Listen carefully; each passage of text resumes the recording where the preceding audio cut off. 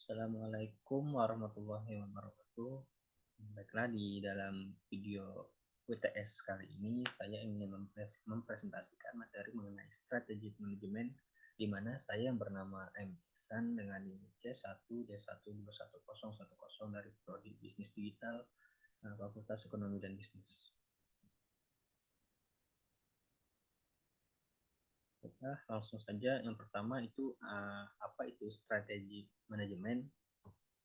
Yang dimana manajemen strategik ini adalah proses perumusan, pelaksanaan, dan evaluasi keputusan-keputusan strategis yang diambil oleh organisasi untuk mencapai tujuan jangka panjangnya. Dan proses ini melibatkan identifikasi dan analisis lingkungan eksternal dan internal, pengembangan rencana strategis, dan pengaturan sumber daya organisasi untuk mencapai tujuan yang telah ditetapkan. Berikutnya itu apa itu business valuation?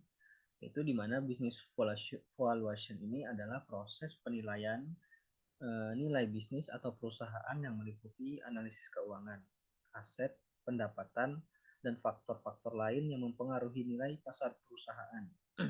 Business valuation ini bertujuan untuk menentukan harga yang adil dan akurat untuk bisnis atau perusahaan, dan juga dapat digunakan untuk berbagai keperluan seperti akuisisi, penjualan, pengambilan, atau penentuan harga saham perusahaan.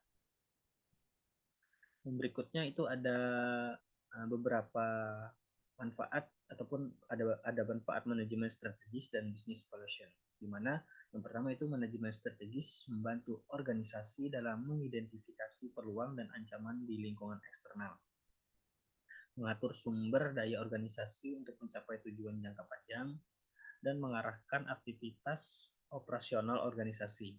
Business valuation ini membantu organisasi dalam menemukan nilai bisnis atau perusahaan secara akurat, yang dapat digunakan sebagai dasar untuk keputusan bisnis seperti akuisisi, penjualan, atau pengambilan. Dan juga kedua konsep ini dapat membantu organisasi dalam meningkatkan kinerja, berkelanjutan, dan juga daya saing di pasar. Dan yang berikutnya itu ada beberapa tantangan terbesar. Itu di mana bagi tantangan terbesar ini dibagi menjadi direksi atau CEO dalam memimpin suatu organisasi saat ini. Itu adalah meningkatkan kompleksitas lingkungan bisnis global, perubahan teknologi yang cepat, persaingan yang semakin ketat, dan tuntutan untuk beradaptasi dengan berbagai perubahan yang terjadi. Selain itu, pimpinan organisasi juga dihadapkan dengan tantangan dalam mengelola risiko, mempertahankan keunggulan kompetitif, dan memenuhi harapan para pemangku kepentingan. Dan berikutnya itu ada visi misi, tujuan, nilai, dan budaya perusahaan.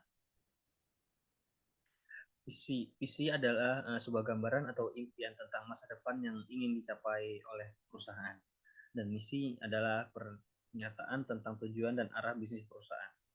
Dan juga tujuannya ini adalah hasil konkret yang ingin dicapai oleh perusahaan dalam jangka waktu tertentu. Dan juga ada nilai-nilai dan kebudayaan perusahaan ini adalah prinsip-prinsip atau keyakinan yang dipegang oleh perusahaan tersebut. Selanjutnya itu apa yang harus diperhatikan dalam menyusun visi dan misi tersebut. Itu dalam menyusun visi dan misi ini perlu diperhatikan bahwa visi dan misi harus spesifik, jelas, dan inspiratif. Nah, visi harus mencakup tujuan jangka panjang yang ingin dicapai oleh perusahaan. Sedangkan misi harus mencakup kegiatan dan strategi untuk mencapai tujuan tersebut. Visi dan misi juga harus relevan dengan lingkungan eksternal perusahaan, serta dapat menginspirasi karyawan untuk stakeholder lainnya. Nah, ini ada 5 contoh sampel visi dan misi. Yang pertama itu ada Google, yang kedua ada Tesla, yang ketiga ada Nike, yang keempat ada Coca-Cola, dan yang terakhir itu ada Amazon. Dan di sini apa itu analisis lingkungan eksternal? Analisis lingkungan eksternal adalah proses pengumpulan, analisis, dan interpretasi informasi mengenai faktor-faktor yang ada di luar organisasi, yang dimana dapat mempengaruhi kinerja dan keberhasilannya. Analisis ini mencakup faktor-faktor seperti lingkungan politik, ekonomi, sosial, teknologi, hukum, dan lingkungan. Nah, tujuannya ini adalah untuk membantu organisasi memahami lingkungan eksternalnya, sehingga dapat merencanakan dan mengambil keputusan yang tepat dalam menghadapi perubahan dan tantangan yang terjadi. Dan di sini ada faktor strategi di lingkungan industri, di mana ada beberapa faktor strategi yang paling dominan dalam lingkungan industri yang mempengaruhi daya saing perusahaan. Itu sebagai berikut. Yang pertama itu ada persaingan di antara pesaing utama. Yang kedua, tingkat kekuatan tawar pembeli. Yang ketiga itu tingkat kekuatan tawar supplier. Yang keempat ada ancaman dari produk atau layanan pengganti.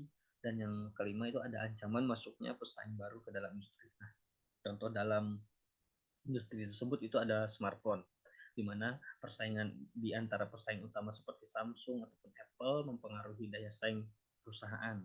Selain itu, kekuatan tawar pembeli yang tinggi, terutama di pasar yang jenuh seperti Amerika Serikat dan Eropa, nah, dapat menekankan harga dan margin keuntungan perusahaan. Ancaman produk pengganti seperti smartwatch atau tablet juga dapat mempengaruhi pemerintah terhadap smartphone, terhadap permintaan terhadap smartphone. Dan yang berikutnya itu apa itu prinsip bisnis yang berkelanjutan. Nah, di sini bisa dikatakan bisnis continuity itu adalah strategi untuk memastikan kelangsungan operasional bisnis pada saat terjadi bencana atau kejadian yang tidak terduga lainnya.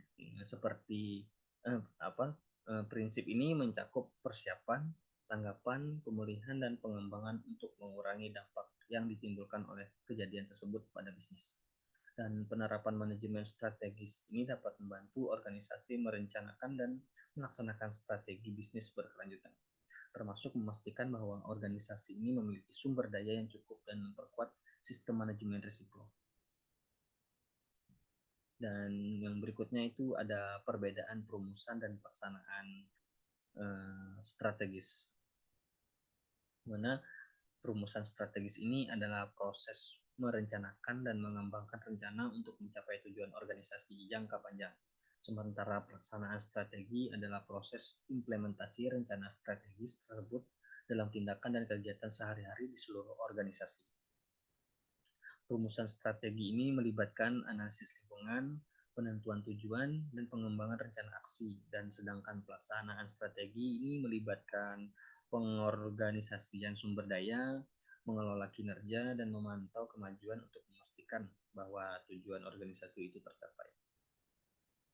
Dan di sini ada 5 kekuatan yang mempengaruhi persaingan industri, di mana itu yang pertama ada kekuatan persaingan internal, yaitu persaingan ini antara perusahaan-perusahaan dalam industri yang sama.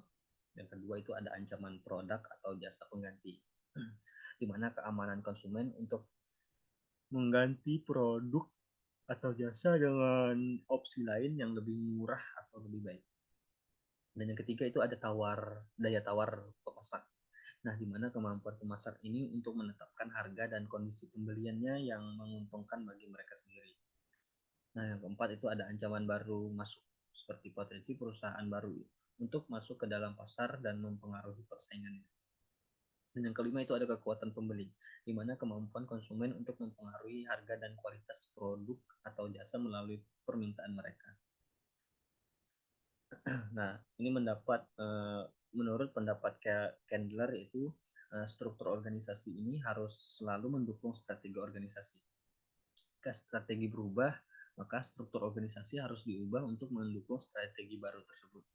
Candler ini berpendapat bahwa hubungan antara strategi dan struktur organisasi itu bersifat dua arah, di mana strategi dapat mempengaruhi struktur organisasi dan sebaliknya struktur organisasi dapat mempengaruhi strategi.